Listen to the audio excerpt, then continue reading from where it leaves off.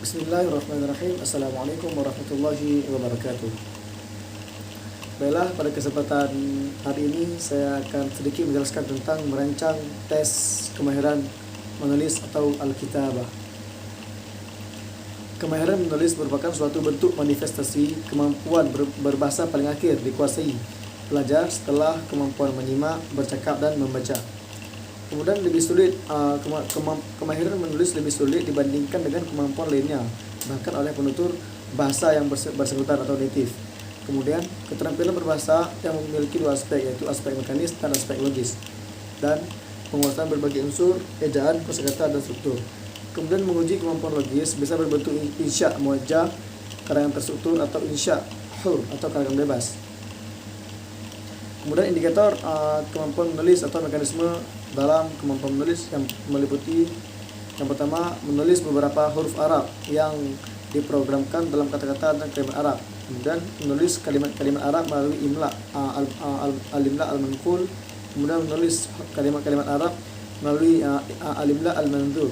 Kemudian menulis kalimat-kalimat Arab melalui al-imla al-ikhtibari. Kemudian indikator kemampuan menulis secara logis yang pertama, menggunakan mufradat dengan tepat dalam kalimat yang disediakan. Kemudian menyusun kalimat dengan menggunakan kata-kata yang disediakan.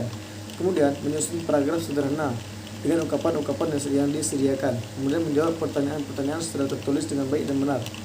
Dan terakhir, menyusun kalimat-kalimat sederhana dalam kegiatan insya muwajjah yang mengandung pola kalimat atau kosakata tertentu yang dipelajari sebelum membuat insya.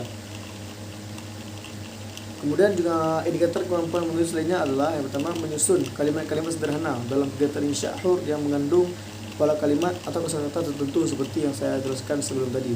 Dan juga membuat mubtada dan khabar dalam kegiatan insya muwajjah. Dan juga mengubah bentuk fi'il mudhari menjadi bentuk fi'il madhi dalam kalimat sesuai keterangan waktu yang diprogramkan. Dan terakhir, mengubah susunan kalimat dengan struktur jumlah fi'liyah menjadi susunan kalimat dengan struktur jumlah ismiyah.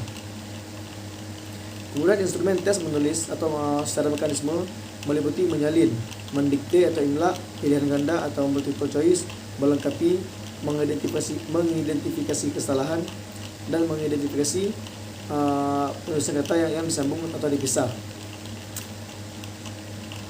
Kemudian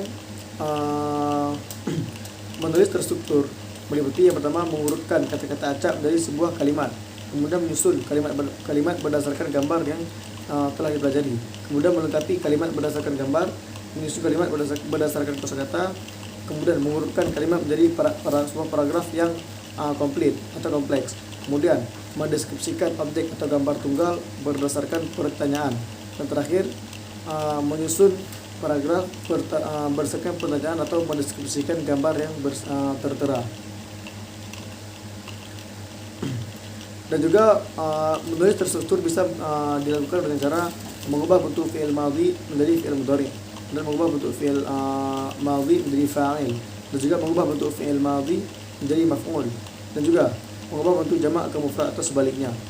Kemudian mengubah bentuk kata sesuai pelaku dalam kalimat, dan terakhir mengubah kalimat yang telah ditulis sebelumnya. Kemudian menulis bebas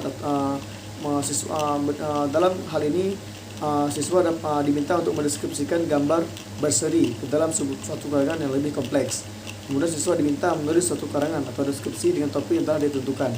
Dan juga kemudian siswa diminta mendeskripsikan salah satu topik dari beberapa topik yang tersedia. Kemudian siswa diminta mendeskripsikan hasil wawancara dengan orang lain mengenai isu-isu aktual. Kemudian siswa diminta menyusun makalah ilmiah atau wacana argumentatif mengenai isu-isu tertentu.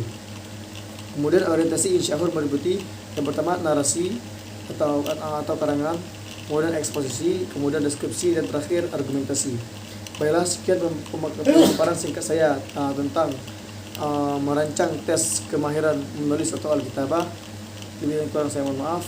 Assalamualaikum warahmatullahi wabarakatuh.